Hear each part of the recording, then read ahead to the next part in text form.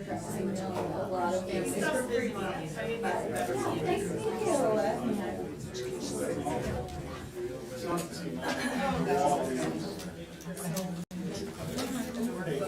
meet you. I didn't even have one. You were always involved. I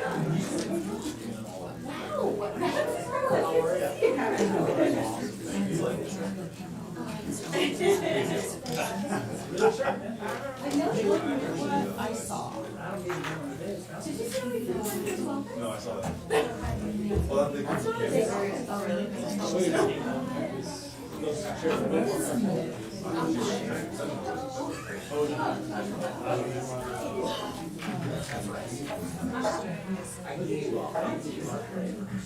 he's so excited.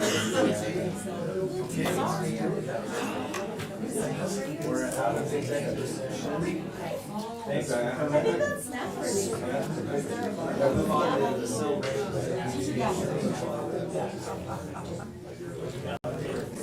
We have the cameras fixed. Chairman and trustees, first of all, happy Valentine's Day. I know you could think of no other place to be than a board meeting on a Valentine's Day.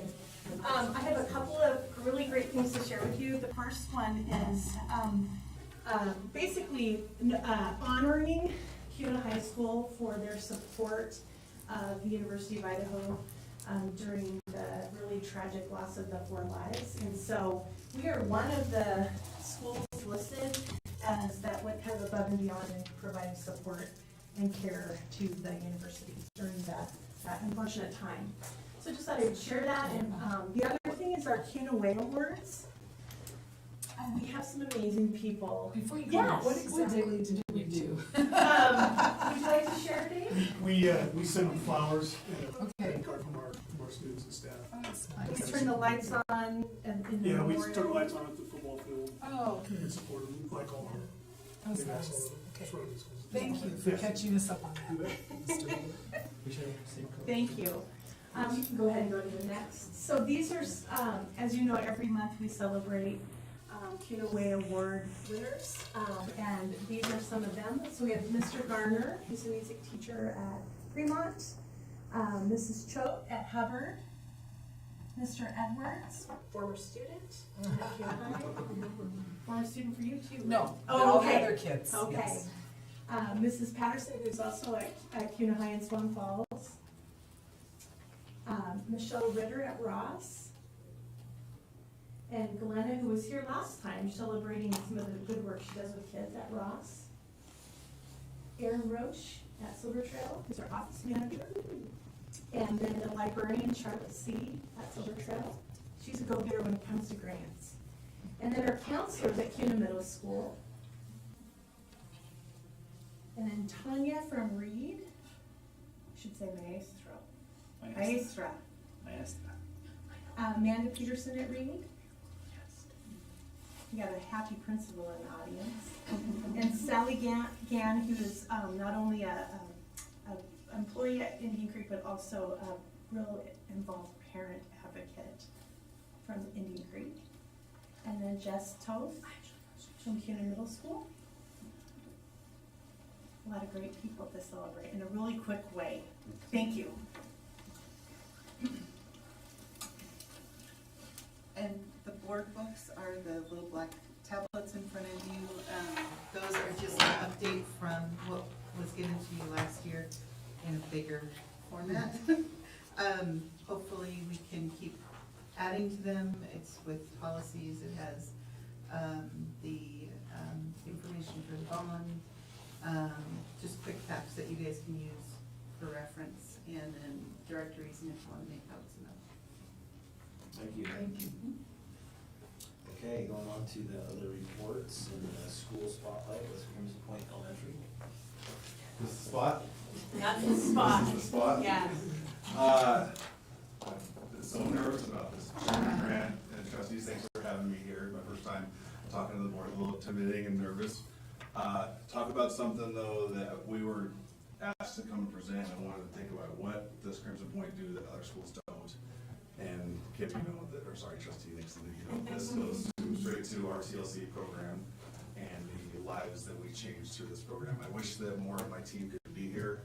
I knew I was gonna get there, I got choked up actually. What this team does, and there's core 4 of them, we have more in the program right now, we've grown, but there's 3 CPRSs, and teachers have all been there 6 to 10, 12 years right now. Our teacher's been there 8 years. What they provide for just such a small, important group of kids to our community is so vital and so unique. You guys hear about these kids, I know I've heard about it. You guys get these emails, hey, something's going on in my kid's class, and it's not right. And those are the kids that kind of end up in our TLC program, and they are loved and they are accepted, and then we get them back into school without no more suspensions and all that, and then we get them back in the classroom. And that's probably the most important thing I can share with you. These kids, we are not we're a full inclusion program. We don't keep kids back in the TLC room, and that's always a misconception. These kids do have high needs, high behaviors, high emotional situations, and they have to have a place for it's safe to do that, and we provide that. But then they get to go back to class and they get to sit and learn. I tried to really make this official, and I was looking at our mission, vision, and strategic plan, and everything that my TLC team does is, when we say all kids, when we say it's being in class and high quality, getting these kids to class, it is just exactly what we do. I highlighted, if you look, just all of these things, that is what this program does. And so I really wish that Jen Sanders could have been here. She gave me permission to let you know, her mom passed away 2 weeks ago and just didn't have it in her to be here today. So she actually did yesterday. She just got back to work. Made just a quick video to kind of talk about some really important things that she felt she wanted to share with you guys. So she's gonna, I think it's on the next one. I'm Jen Sanders, and I'm the elementary TLC teacher for the Kuna School District. I'm in my 8th year as the TLC teacher, and I've been lucky enough to work with the same core support staff for most of those years. Before handing it over to a couple of TLC parents who are going to share their personal experiences, I wanted to share 3 data points that I'm really proud of. So the first data point comes from the TLC SMART goal from the last school year. That goal was to have all of the students who only received behavior and emotional support services to have at least 75% of them show an increase of 30% on their IEP goals. At the end of the year, when we looked at the data, we were able to see that they actually increased by 64%, so that greatly surpassed our goal that we had set for ourselves. Additionally, more than half the students met at least one of their IEP goals well before their IEP was due, and one of them even graduated out of the TLC program. Our second data point actually comes from this year, and it still speaks to those students who only have behavior and emotional support on their IEP. And of those 6 students, 5 out of 6 of them currently spend 80% or more of their time with their gen ed peers. That last data point talks specifically about 2 of those students who are really showing great success in our TLC program. They've been able to reduce their support minutes significantly. So one student came to me with full-time minutes, and this year we've been able to decrease those minutes and cut them in half, while still having the student participate in gen ed with their gen ed peers and successfully do that. The other student also came to me with full-time minutes, had support staff with them all last year for the entire day. They've been able to do so much better this year that we've been able to cut their minutes by 75%, and they're actually able to be in class on their own without that behavior support staff. They've learned to advocate for themselves and advocate in the classroom so that they can come down to the TLC room to utilize our supports when needed. And this is a huge improvement, and it's a great success story for what we can do with our students. Well, I'm really proud of that data, and it really does show the successes that we've had. What I'm most proud of is the relationships that we've built with students and families. Without those relationships, we wouldn't have those successes. So tonight we have a couple of TLC parents here to talk about their experiences of their child in the program. And as a parent, one is a current parent and the other is a past parent. And so I'd like to hand it over to our current parent, Dixie Horn. Hi. So I think there's my boy, that is Clayton. So my name's Dixie Horn. I've got another picture too. So Clayton he's a lovely boy. He's really good at math. He's really great at sports, and he loves animals. He is loyal.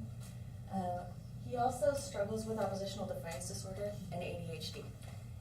So he struggles to control his impulses. He gets angry very quickly, and he feels a lot of regret and depression about those feelings often. I have been, I would say, both lucky and unlucky enough to move a lot since Clayton has been in school, and have had the experiences of many programs. And I kind of wanted to hone in a little bit on what it was, the message I really wanted to get across to you guys. And the first thing I wanted to start with was actually not related to school, but related to our community. Oppositional defiance disorder is a category within conduct disorder. And for those of you who are not aware, 80% of our prison population suffers from conduct disorder. And the flip side of that is 67% of children with any kind of conduct disorder, oppositional defiance disorder, can recover from the dominant symptoms of that disease with early intervention. And the vast majority of that early intervention happens in the schools and with their healthcare professionals. But they're in school most of the time, hopefully. And so having programs like this are super, super important for kids like my son to succeed. And he started out, you know, in a good program here in the community, and he was doing all right, but he was very rarely ever in class. He was constantly struggling with his behavioral goals, being able to just stay in the school and not run away, things like that. And then we were lucky enough to come to Crimson Point, and Clayton started succeeding, and he started getting down in class more often and learning how to think through his actions a little bit. And then we moved again, and we're in a different program in the area, and my son started to tank, and he became very suicidal in the second grade. And that's a hard thing as a parent to watch. But he also never was in class. He went from being in class a third of the time to never in regular class. And he never wanted to go to school, whereas before he loved it. And so we made the decision as a family that it was more important for us to come back to Kuna so that Clayton could have the program that he needed. And I'm excited to say that Clayton is now down in class more than 50% of the time. We have been able to reduce his antidepressants because he's happy. He trusts his teachers. As the, Miss Sanders has been gone for 2 weeks, and he was so excited to get out of bed Monday morning because he knew Miss Sanders was going to be back in class. He trusts his teachers to support his education, but also to support his safety. Safety for him and his peers. And that takes a lot of work for these kids to build that kind of trust.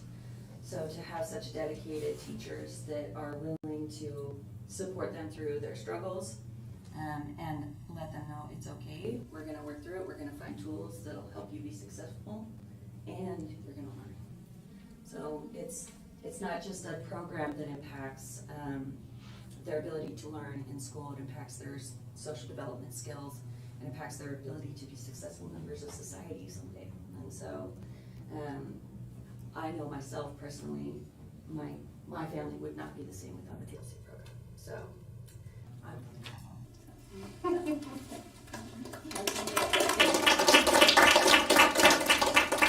Then Jennifer Cleveland, she actually, her son Isaac's in the room tonight. He's coming up, and he's currently in KMS in the TLC program.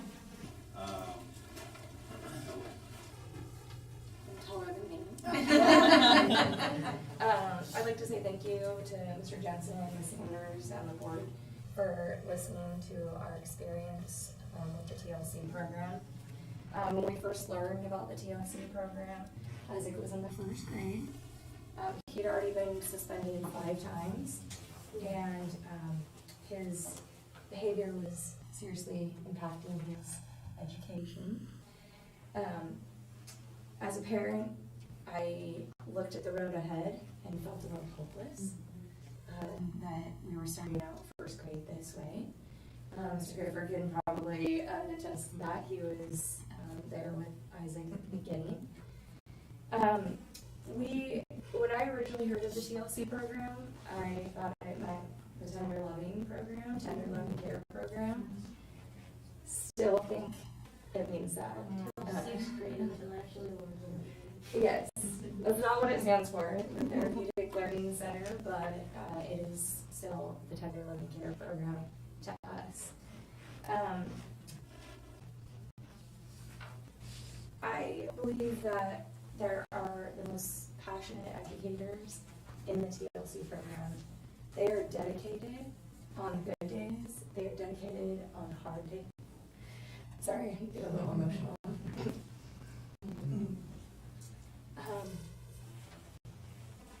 When Mr. Jensen asked us to come and speak to the board, we actually sat down with Isaac and we asked Isaac what he got out of the TLC program, what the most important thing was. So many options, but he said support. To him, as a 7th grader, that says a lot. And for me as a parent, he felt supported throughout his entire career at Crimson Point, and I completely agree with that. They're positive educators, they're consistent, they're passionate, and they listen to parents and the children, not just when they are verbal, but when they are communicating non-verbally. Behaviors can say a lot, and so when they are having those behaviors, they work through those problems in a positive and right, Isaac? Yeah, had some behaviors. First, second, third grade. Yeah. 7th grade. So they actually took a lot of tools that we used at home and they helped implement them into the TLC program so we could stay consistent throughout home and school. So that was something that Isaac was very proud of. They took the zones of regulation and they turned that into a whole program in the TLC program. They still use it today. So it's a way for kids to be able to verbalize through colors and identifying emotions through colors without having to actually verbalize if they're mad, sad, hungry, sleepy. Isaac actually developed emotionally, socially. He was able to achieve all of his IEP goals, advanced testing, trimester Wildcat of the Year, and he recently told us that as a 7th grader in middle school, he thinks that he's ready to graduate from the TLC program. Right now, he still visits the TLC program at elementary school. Right now, yes, yep. He plays in the band. He walks the library independently. He has friends. He is more emotionally regulated, socially regulated, and just overall doing extremely well. So from the moment we met the TLC program, we knew that it was going to change our lives, and it has. So I appreciate your time and your support with Crimson Point. Isaac? I'm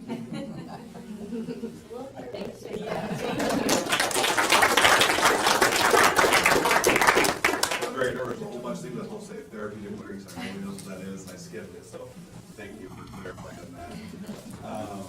Thank you guys both for coming. I felt that that would probably be the most impactful thing that you could probably hear from. One, I like to really talk to my staff about how they're not only changing the kids' lives, they're changing the parents' lives, because the parents don't have to wait for that phone call, they don't have to come to school anymore. And so we partner with them, we work closely with them in high emotion times. Just lots of love in that program, those kids. So just thank you for listening to us talk about what's so important to us over there. Thank you.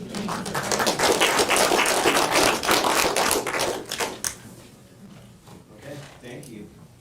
Some questions? Moving on to the superintendent's report. Yeah, I have some tough, presenters here. Thank you, parents, for coming, and thank you for coming. That took, Isaac, thank you. That took some major guts to come up here and talk about that. I'm impressed with you. So now you can criticize my presentation. So, I actually, that was a good follow, hopefully I'll be a different perspective. I love that the parents talked about, feeling like a community, feeling like a partner. Because that's what we want to build in all of our schools and all of our relationships. It's not, when we, as educators, we work primarily with students, but we know that behind that there's a whole host of other people that love that child. So, connected to that is how well our students learn. And one of the things we know about highly effective boards is that they're regularly reviewing and looking and setting goals around student achievement. So we know, as Alex said, it's really important for us to make sure kids are in Gen Ed, right, general education classes where they get primarily most of their academic education. And so I'm here to talk a little bit of kind of where we are when it comes to our early literacy goals. And our primary goal was to recover from COVID. And I'm here to tell you that we're very much on track to do that. So just a little bit about the test. It's called the Idaho Reading Indicator. And about 5-6 years ago it changed. And we used an actual tool that's called iStation that we pay for it. We pay the extra costs so that our teachers get data once a month. But from the state's perspective, they only are assessing fall and spring.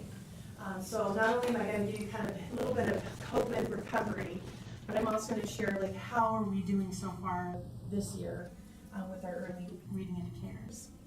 And just a reminder, at our last meeting within our strategic plan, we talked about tracking this fall to spring growth as an indicator of how well we were doing educating children. So here is our kindergarten data. This should say spring, but this is our spring data.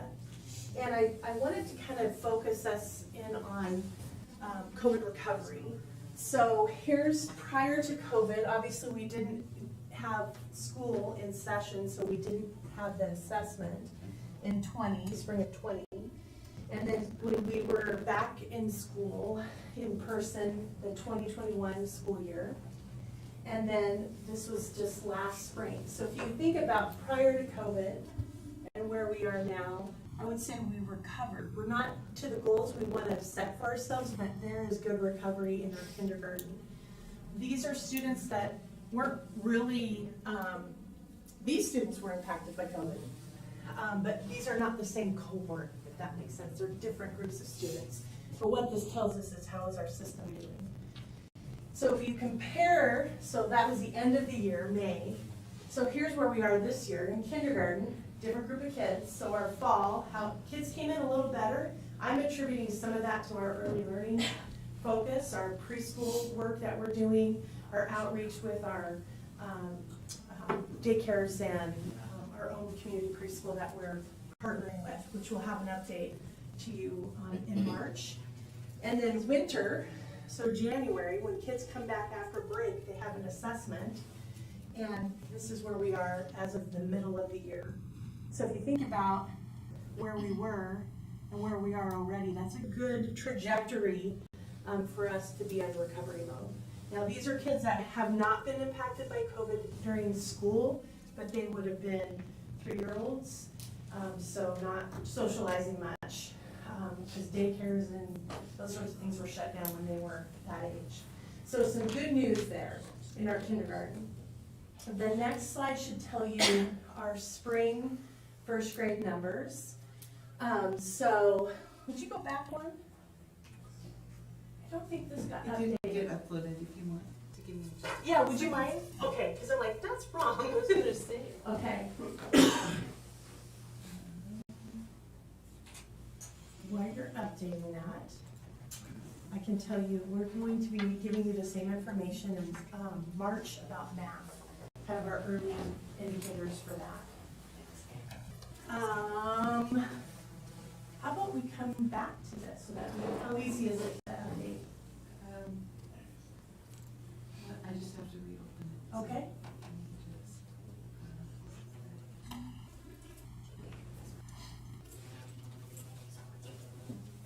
What's next on the agenda? Oh, okay. Can we skip forward so we, I don't want to waste time here because you guys have loved ones to get home to on Valentine's Day. We'll skip forward and hopefully load that up.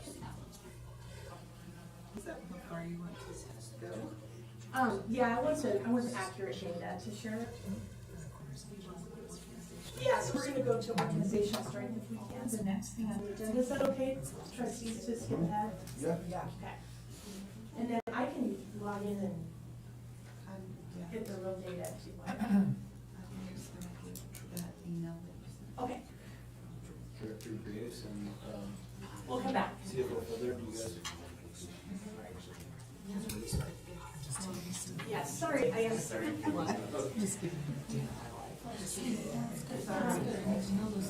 Chairman and trustees, we'll come back.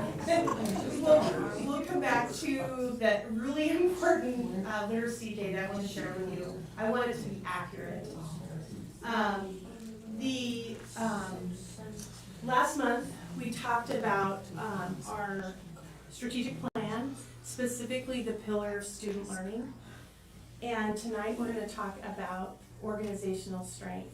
Obviously, student achievement is only as strong as the people behind that work, which is our teachers, our support staff, all of them that work to make sure that students are learning. So, our pillar leaders, Elmira and Brian, are going to talk about this pillar and some of the work that they've already done around that. Yeah.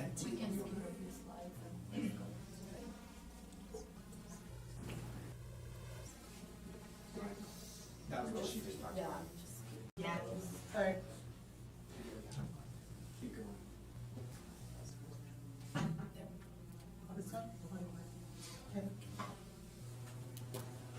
I'm the first.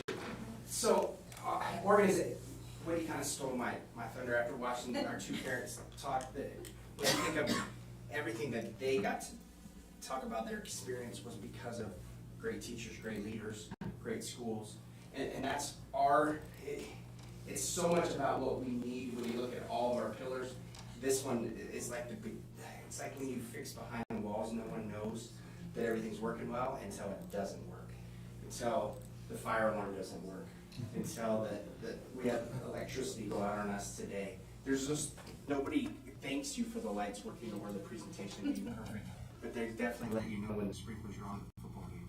They'll let you know when it's just a little bit off. So the first thing we needed to do was ask our people, are we doing a good job? Because if you ask me, I'm gonna tell you we're doing a good job. But so today, what was your number? 418. So 418 of our staff have taken our survey just to give us a perspective of how are we doing. And if we're not doing well, give us that constructive feedback on how we can get better. We'll be sharing this data tomorrow with our team, and then we'll be kind of moving forward on what do we need to do to do our improvements. Sorry. You're good. Just, Troy, who usually does this, all this work for us, his daughter's getting married today, so that's, we're all like lost without Troy doing all of our tech for us. There we go.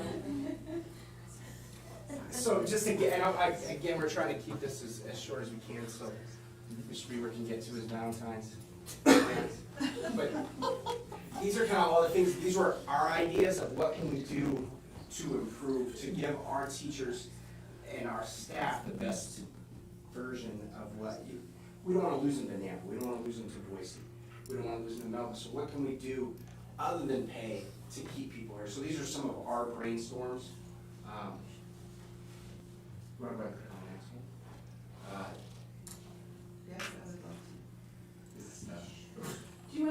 have a survey? Yeah, we just did, yeah. So for, every year, we're gonna look at being the most competitive we can be with wages and benefits. We have a negotiations team, we have an insurance team, that are already working on how do we get ready for next year. We have already done all of our pool postings. It's not swimming. It's, so we're looking for as many teachers to start applying now as people are starting to look ahead. So we post an elementary, a middle, and a high school teacher pools. We post a special ed pool, and then we do a pupil personnel pool. Hoping to get the best of the new, as well as maybe steal some of those good teachers that are moving to CUNA or hearing about CUNA. You saw the CUNA Way Awards, but just some of the ways we can recognize people and do so. We'd love to do it with bonuses and money, but we don't always get to do that. Sometimes we gotta fix our carpet or buy a textbook. So, but that, just that ability to be collaborative and positive culture, we believe is what keeps a lot of our teachers here and a lot of our teachers doing those great things. There's no way a TLC teacher can work with the third grade, the fifth grade, the music teacher, the PE teacher without time to do that collaboration and do those planning. So, click the next one so I can stop talking. Right. So, like Brian said, at first we looked at the vision, and the vision of this pillar says we want CUNA School District to be the place where people choose to work and thrive. So we started to put sticky notes and ideas. This is a great idea, this is a great idea, and the list goes on and on and on. And it's time for us to start focusing and start creating projects. And so we had to make assumptions. What is that will make people choose to work at CUNA School District? What is that will make them stay here and thrive? So these are our assumptions, but like Brian said, the results from the survey will guide us, and the projects will evolve because we will identify the need. But for now, if you click on each project, then there is a hyperlink, and you don't need to click yet. It will take you to the detailed, all our meetings, all our ideas. But project number one is compensation and benefits for classified staff. So we're currently working, so we're comparing our payment schedule to the districts that are around us, and maybe even some businesses. And we're trying to make it competitive, and then we'll come back and report the results. And of course, for certified staff, there are negotiations that are going on. And project number two, money cannot solve everything. Sometimes not everything is about money. So people want a positive environment. People don't like ambiguity. They want to know what is expected from them. They want some tools and resources so they could succeed. So Brian and his crew, currently, we already have some projects going on. They are enhancing our existing ongoing onboarding process. And then if you click on the link, there will be some other projects. And like I said, survey results will guide us. And project number three, we still don't know what it means, to be honest with you. We are waiting for our survey results, because a workplace to thrive could mean different things for different people. You know, for me, could mean just a fresh pin, just pay my office and I'll be happy. You know, for somebody else, could be a desk, or send me to a conference, or provide me some tools, or appreciate me. So what I really like about survey is not only we ask them, do you agree or disagree? We actually ask employees, could you give me an example of what will make your day at the end of the day? What will help you succeed? And hopefully people will actually respond and give us some good examples. And then we will create project number three. So, and then the next slide, 3. So, and of course, like any other projects, we just need to come back and validate, like, everything that we did it work or did it not? So first of all, each year we're going to send out the same survey to our staff, and hopefully the results will be better and better each year. Then Brian is going to analyze the staff retention data and turnover, so hopefully, we're just gonna, employees are gonna stay, and the retention, percentage is gonna actually go up, right, retention. And then here we will have to be really creative, because we also have to connect everything. We have to connect our project to the student success. So what we're going to see, you know, if you have a well-equipped teacher, then if you want to help somebody else, you've got to help yourself first. So if you have a well-equipped and happy teacher, so we expect that that will contribute to the students' results. And we'll work with other pillar members to see how we can measure this data. And of course, all the policies, the board policies and decisions, we will also make sure that everything is tied to our current goals. And we're here for any questions. Or other ideas. Other ideas. What you would want to see, Thank you. to know how successful we are as an organization. I was on that committee, I think you've done a well job. But there's one thing, don't you have at the end of the year a teacher celebration? Yeah, they do. Is that on there? I didn't see that. No, I think we were thinking of new projects, but we obviously want to continue to do that too. Yeah, because I think that, and recognition of Yeah. staff members that have been here 10 years, 20 Yes. years. I think that helps too. Yeah. Were you going to share it? Once we have it, yeah. They're still taking it right now. Still haven't closed yet, the survey. 'Cause what we've done in the past with survey data is, we have, looked at our places to celebrate and then places to work on, and then we've shared that, all of that information with you. As a former teacher here, what made me stay here was the sense of community. Yeah. That was the biggest thing, because it wasn't the pay, obviously. Yeah. But it was the community. I mean, I like the pay, but it was the community. And I think anytime you can do that, that's what keeps people here. It's that feeling. Absolutely. So, And I would just add one thing to that pillar. We are in a hiring shortage. We know that in all of our professions, no matter what it is, we struggle to hire quality people.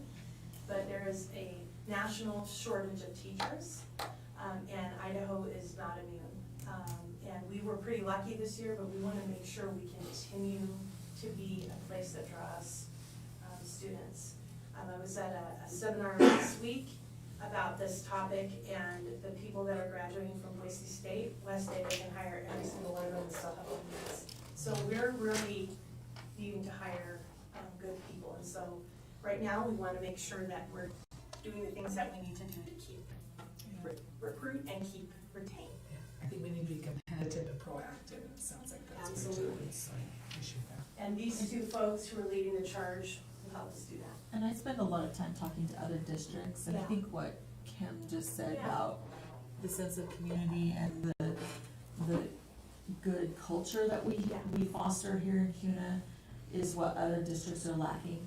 And so I think that is on the right pathway. Yeah, thank you. You know, my dad was a teacher in Boise for many years. Taught at Boise High School a long time ago. He just celebrated his 83rd birthday, so it's been a while, right? And the first thing he told me when I graduated, he's like, go to Boise, go work, you'll get paid well, you won't have to worry about it. And I did my student teaching at Kuna High, which was at the time at the current middle school. And it was the community that I was a part of, and I wanted to come back and work. I wanted them to hire me. So I think you're right on with that. And I think it's one of my biggest concerns as a leader. As we grow, how do we keep that sense? I was at the Senior Citizen Center yesterday, along with these fine folks, talking about the bond and giving information. And there were two of our former employees were there.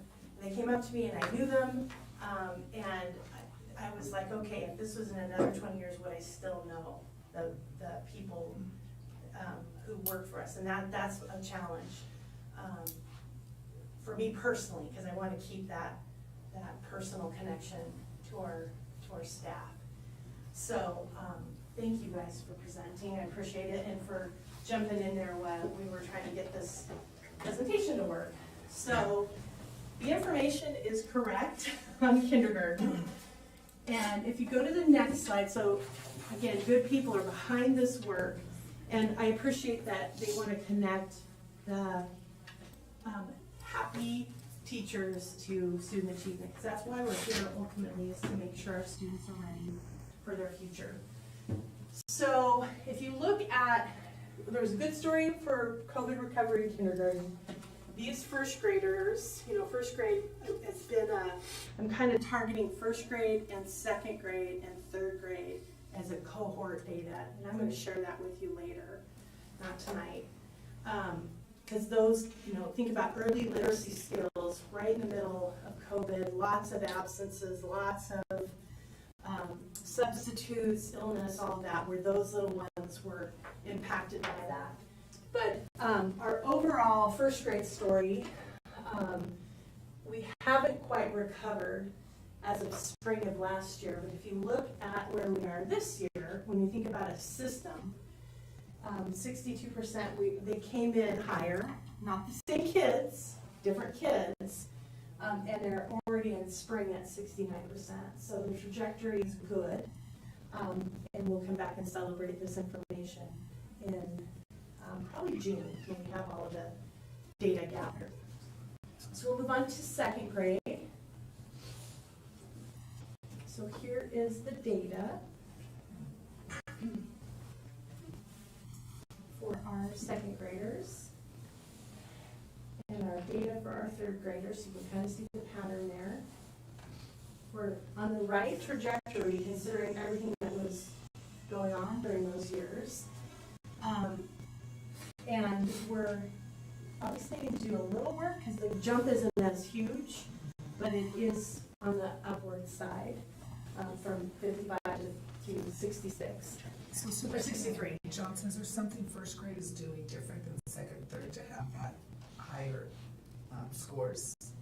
Here, I think, I don't know how to answer that exactly yet because I haven't dug in deeply enough to the individual data.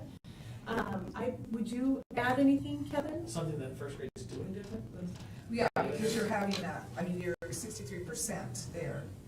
These are our COVID kiddos Yeah. too. Well, Think and about I it, get you know? Yeah, but This you is had that group 72 we're tracking. 72%. Yeah, they were impacted in kindergarten. Yeah. They were hit the hardest. We went from 72 down to 55 and then back into 63. Yeah. Can you hit that 72 again? That's a large. Yeah. I That's can the see be backing in school and having yeah. consistent instruction, Yeah. I just wondered because Yeah. these two are not as lined up as well as first Right. grade, so I was just Yeah. curious. And when you think about that, when kids are behind, it's harder to get, it's not impossible, it just takes more intentional effort to get them I where just they want need to see to what be. we're doing to make Yeah. that. Yeah. The other thing that's not here in this is all proficiency is what you're looking at. On the next slide, and this is some information I'm trying to get, because when we just look at proficiency, it's what we want ultimately. But it leaves out a group of kids often that are making significant growth. We heard from parents tonight that talked about, other ways to look at their student achievement, getting back into general education. And I want to be able to see kids in all of these areas. I don't want to see them stuck there, but I want to see how we're doing, because if we just look at proficiency, it may not be enough to tell us what our system is. So, for example, we want every child to grow. So if a student is proficient coming in, let's make sure they're continuing to grow. And I can't tell that with the data that I just shared. We want every child, no matter if they're gifted, if they're proficient, wherever it is, we're adding value to that child's story. And this is the other area that I think that we often can miss. And I want to see this information from our data. I know our math data gives us this information, our reading not so much. We may have students that are showing several years of growth, but they're still not proficient, that I think you will want to know, right? You want to know that those students are maybe not quite proficient, but they're making gains. We don't really want to see this. We want to see high performance, but we want every kid to grow. That's really the purpose of the story. Before COVID, I celebrated with you some of our math information for my station. We were over in this area, so every kid was growing and growing towards proficiency. So I know that's a lot of, I call that, kind of my little T-chart that I'm always talking about, because if you just look at proficiency, it doesn't tell you the whole story. So try to get that information in usable data for you. So that's a goal of mine. And then the other thing, so originally when we kind of were setting some of our goals, it was around COVID recovery. I would say for the most part, we're kind of where we were, but now we need to move forward. And so looking at the full range of where we are, this is kind of our first normal year since COVID, where we've had some disruptions, but not as significant, that we would come together and set some measurable goals. What do we want to see in our student achievement when it comes to urban literacy? So I will have some of those examples for you come the end of the school year. So then we can start reporting and tracking that information. So I kind of put the previous slide in there to kind of just maybe have you think about it with me, but that will come back to you later once we've done a little more full analysis of where we are with literacy. Thank you. Thank you for your patience. Are we tracking older kids too? This is, yes, we don't have really great tools. I would call what you're seeing here a monthly assessment that gives information to our teachers in our early years and in our elementary. We have a lot better tools than we do in our secondaries. One of the recommendations that I would like to see our schools use is our interim assessments that are aligned to the ISAT. So some individual teachers in our secondaries are exploring that, right, Shelley? Yes, and Tim. So hopefully we'll come back to you with what that looks like. Yeah, but that's a great question. Yeah, because they were all affected by COVID, and they're all just kind of moving along. And I know once they get into high school, they're struggling more than they should. So Trying to make sure that everybody's on track. Yeah, the good news with our ELA data, for the most part, we're caught up in math. Math is our struggle, and it's a national struggle. Idaho, not that it's fortunate, but Idaho hasn't seen as much loss as other states, but we're still not where we need to be in that area. So I'll give you some of that information at our next meeting in March. Thank you. Thanks. Is there anything on the consent agenda items that anyone wants to pull out, discuss? I make a motion that we approve the consent agenda. Do you have a second? I'll second. All in favor? Aye. Aye. Aye. Motion carries. Okay. Is there any delegations? No. No unfinished business, so we're going on to new business. Director Reddy, do you want to talk to us about printers? Printers, yeah, super exciting. I'll be really fast. We are reaching the end of our contract with our printer vendor in May. And so as you guys know, as we just did for copiers here a short time ago, I'm just coming to you to ask if I can have permission to go out and start that RFP process to look for new vendors to support our printing needs in our school district, especially Reed Elementary. That's one of the criticism points. They print too, just not as much as. Wait, what about the high school? Yeah. Well, you know, Dave and I are gonna have to negotiate about that.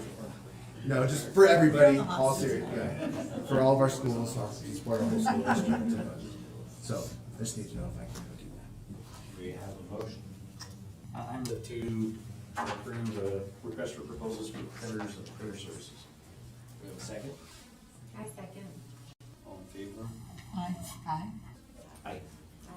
Motion carries. Thank you. Thanks. Okay, so establishing the policy committee, Superintendent Johnson and Director Graves. Chairman and trustees, we had I would say a little bit of an offline discussion about this after our last board meeting. In this presentation, I hope that it's interactive. You ask questions, offer input.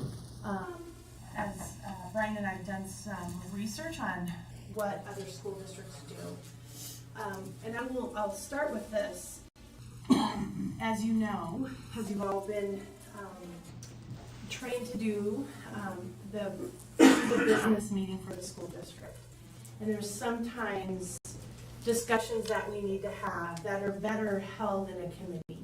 And I believe Trustee Thomas brought this up several years ago as one of the options we might want to consider. You know, we have a standing negotiations team meeting. We have, as needed, a capital plan review. There's lots of different kind of committees or task force that the board will put into place and is responsible for. And one of the ones that might help us, given kind of where we are when it comes to policy, would be a policy committee. So this is something for you to consider, and there's some options for you to consider within this as well. So I'm going to give the first part of the presentation, then I'll turn it over to Brian. So if you don't mind going to the next slide. As you know, policy comes at us from a lot of different places. Federal government, state government, could be Idaho State Board. All of these logos here symbolize some of the places where laws may change or guidance may change, and it all comes to the school district. So there's that, and then there's also some things that more and more, well, I should say less and less about that in just a moment, but that's just some context. And I forgot to add to that, we have two areas where we typically get help with that because laws can change, not just once a year, but guidance and, you know, all the time. We have two agencies that we work with, or resources to help us make sure our policies are current.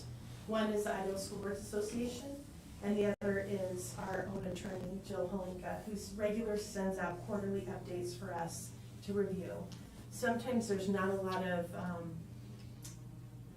discretion for the board within those recommendations, and others there might be like you have choices within certain guidance. So we know what the purpose is, but it's outlined here. It is in Idaho Code.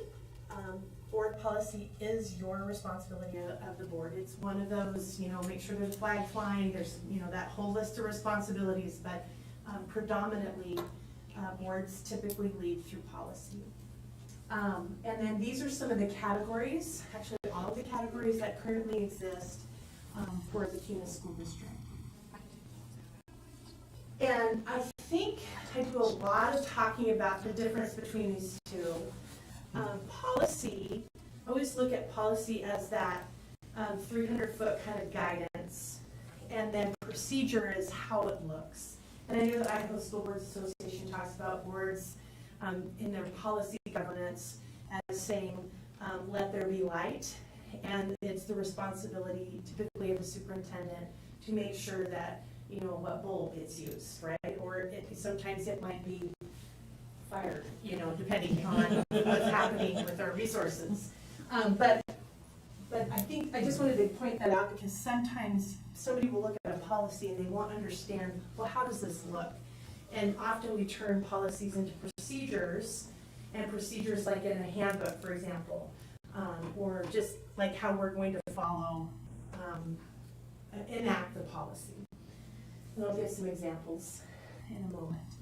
So historically, and this is often how school districts put policy into place or keep them current, is we would review those policies that come at us, and again, quarterly. And there at the bottom of this screen is an example of how we have organized updates. So each of us in our cabinet, and the cabinet is composed of pretty much everybody here. And Kevin is a representative from elementary, Tim from secondary, Allison from communication. So it's a group of people that meet every week, and every person there represents overseeing something in our school district. So our whole school district is represented in that meeting. And historically, we would assign those categories that you saw before of our board policy to a person.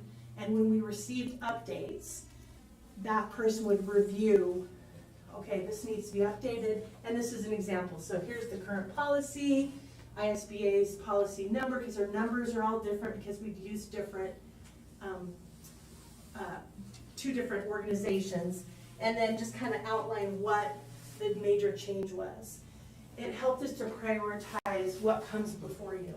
Is this a big ticket thing we need to get going, or is this something that's really not a big deal? And we were regularly doing that, and then COVID hit and everything became emergency. And so all of our conversations that we used to do more strategically this way became more response instead of planning ahead. So we were starting to kind of get back to this, and this is what Brian's been, I've asked Brian to do because he's a super organized person to help us kind of get back on track. And so he's got some ideas on what that could look like. I think that's the next slide is yours. Right? I think Yes. so, yeah. And I think a perfect example of this is the calendar committee that you guys, ultimately it's your job to pick our calendar and choose our calendar, but you've tasked us with having a committee, getting public input, parent input, teacher input. And so I see it as, and I've got lucky enough to be on that committee since literally 2007, my first year as an admin, and I haven't found a way off of that committee. But I just see that this was that. Beamer might want to be on there. He is on there. He's been on there for a while. Yeah. But it's that same deal. And I don't like to do this, unless I don't like when people do this to me.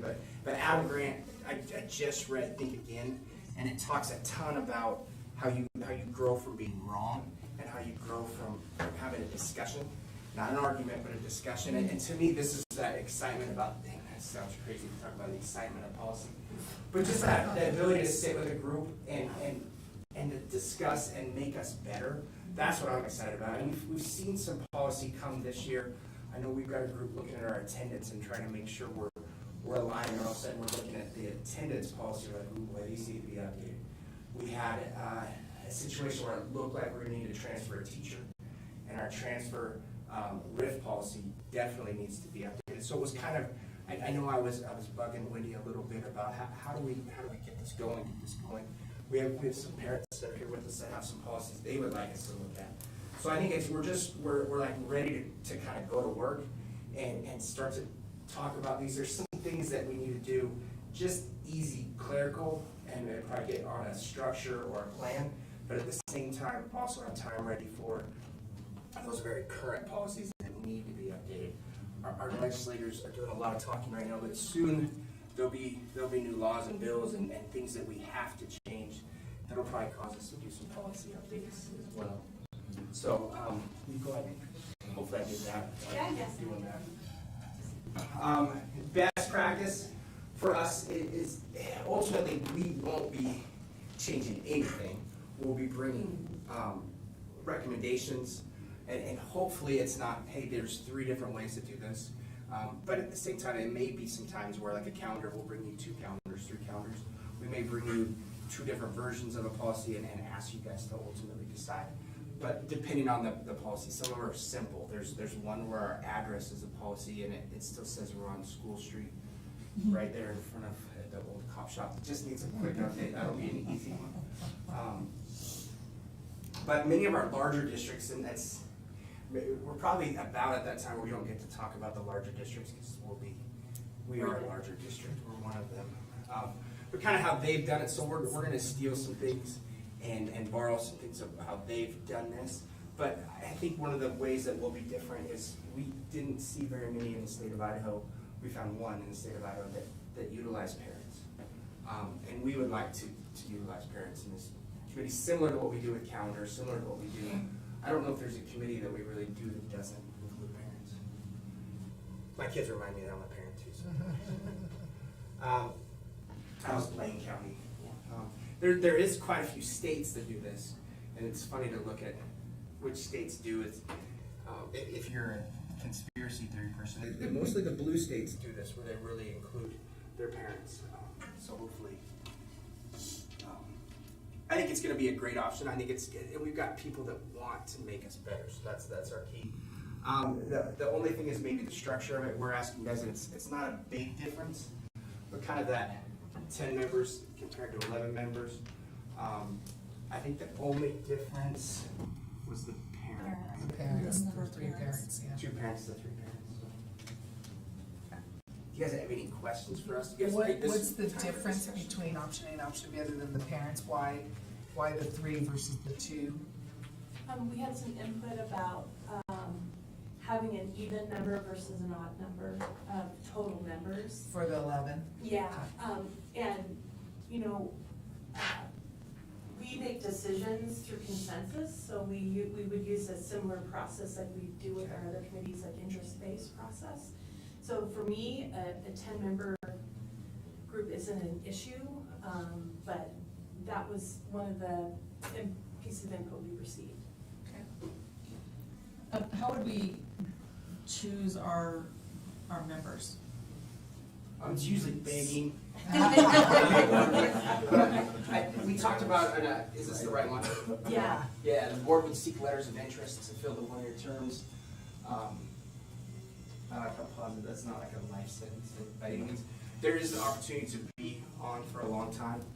I joked about the calendar committee and being on there for a couple of years, but, and the board will provide notice of the vacancies.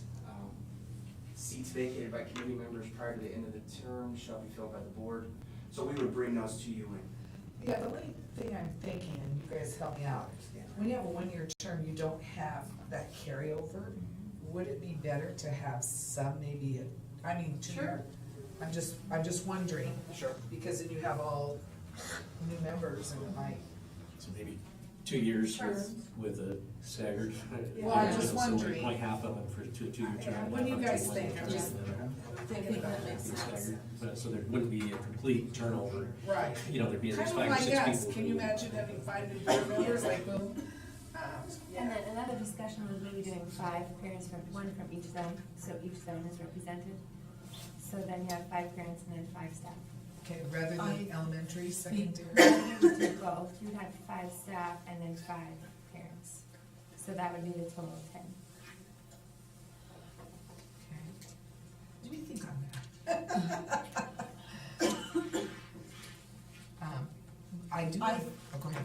So my education and my knowledge of policy, which I'm kind of a policy geek, like Brian was saying, is that policy has to be made with the input of the people who it's going to affect the most, who it's closest to affecting. It's like local government, you want it to be as close to the person as possible.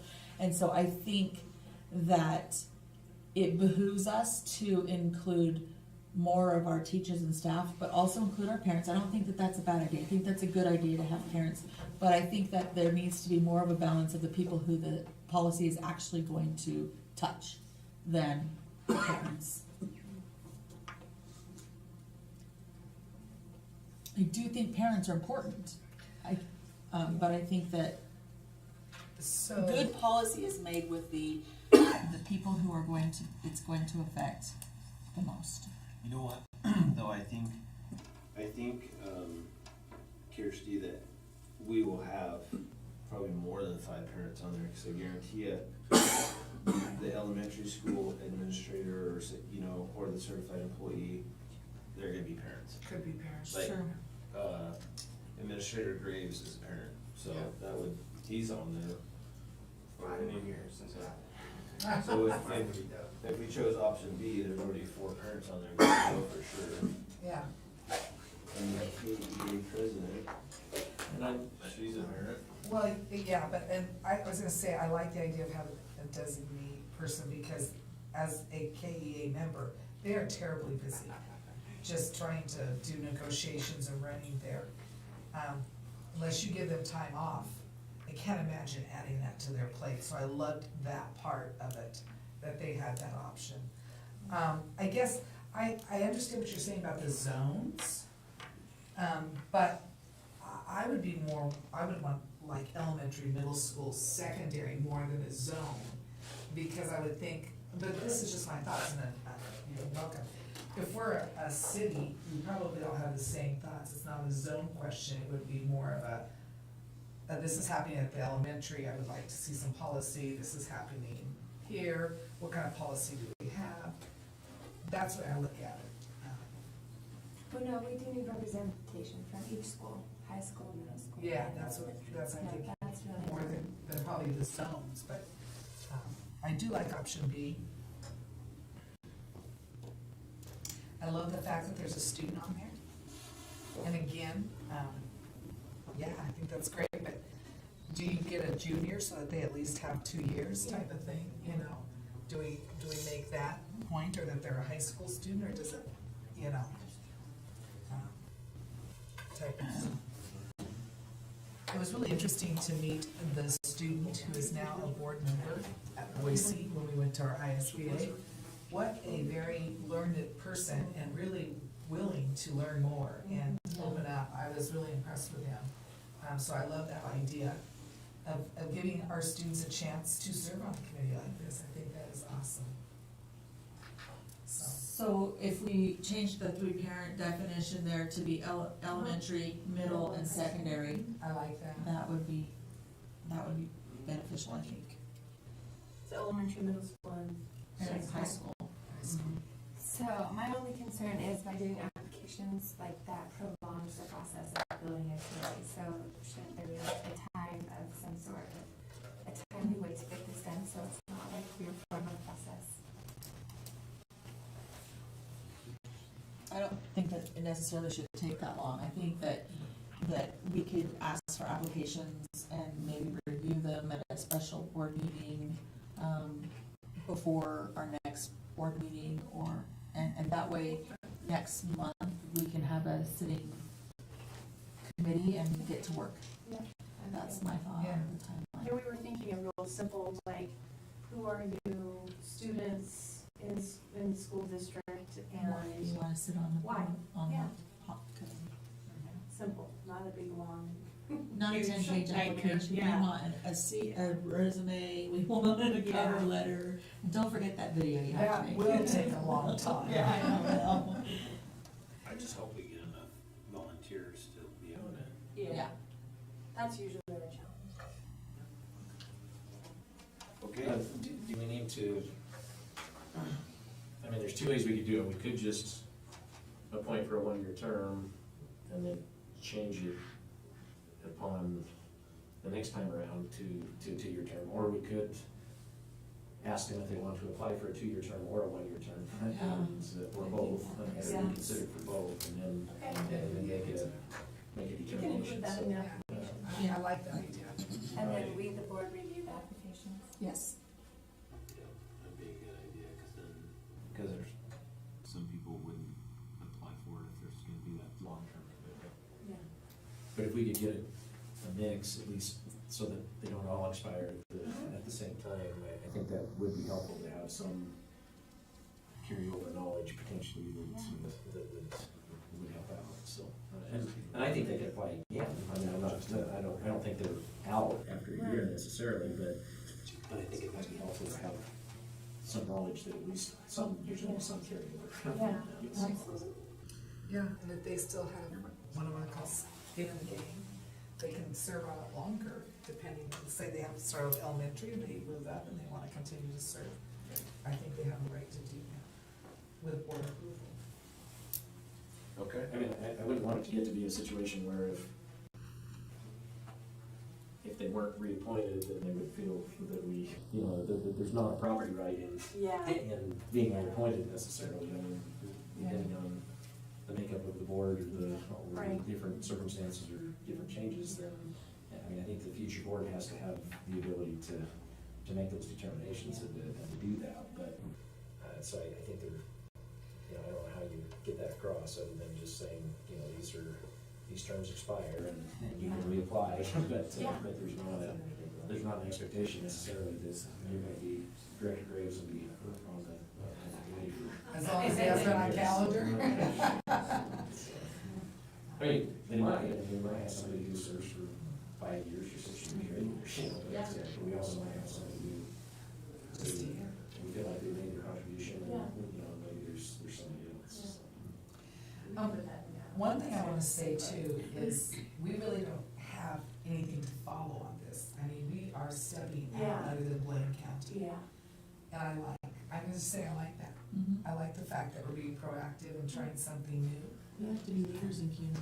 And I like, once again, that sense of community, bringing everybody in, parents, administrators, employees, and students, to come up with this. I'm excited about that, and I'm sure you are too.